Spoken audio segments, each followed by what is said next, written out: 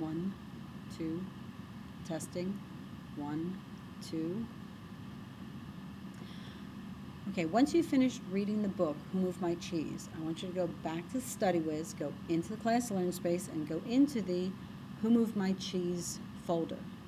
In here, these 3 documents will be available to you. First thing I want you to do is open up 2 of them. I want you to open up the Who Moved My Cheese, change statements, agree versus disagree, and I want you to open up the Who Moved My Cheese, change profile, complete this. When you open up the agree versus disagree, this is what you will see. And what this is 70 questions. They're real quick little questions. So the first question is, people would say, I am generally set in my ways. Now where you're going to answer that is the other document that I wanted you to open is an actually a spreadsheet. So the Who Moved My Cheese, change profile, complete this is a spreadsheet. Notice it says read the instructions on the bottom of this page before completing the answer sheet. Your instructions they're pretty straightforward. But the instructions are right here. So for each of the profile statements in the agree versus disagree, there are 70 questions, and you're going to key your responses on this sheet. So it says for each profile statement, 1 through 70, choose your response above that indicates your level of agreement or disagreement. Delete the remaining numbers in the set. Use the scale below for your responses. So SD is I strongly disagree with the statement. D is I disagree with the statement. N, I neither agree nor disagree with the statement. A is I agree with the statement, and SA is I strongly agree with the statement. So you're going to choose only one response for each statement. Delete the remaining numbers. If you wish to change your answer, simply click undo until the original set of numbers reappears. So here's your sample. So if it's strongly disagree has a 4, disagree has a 3, and so forth, and your answer is a 4, what you're going to do is leave the 4 and delete each one of the other numbers. So I went through and I answered, let me go back to the one question. So if your first question is people would say, I am generally set in my ways, I would go back to my spreadsheet and I would say I strongly agreed with that, so I erased all my other numbers. When you do that, the numbers over here will change. So as I delete numbers, the numbers here will change. I'll just show you again. If I'm going to leave the 4. No, I'm going to leave the 0 because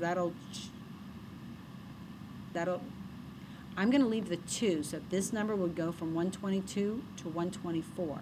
So to answer, this is question 31. So to answer question 31 as a number 2, because I neither agree nor disagree, I'm just going to delete, hit the tab, delete the 1, hit the tab, I go on top of the 2, hit the tab again, I go on top of the 3, I'm going to delete that, tab again, I'm going to delete the 4.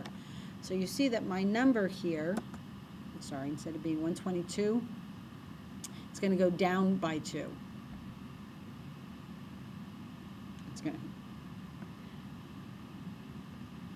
So if my number here is 114,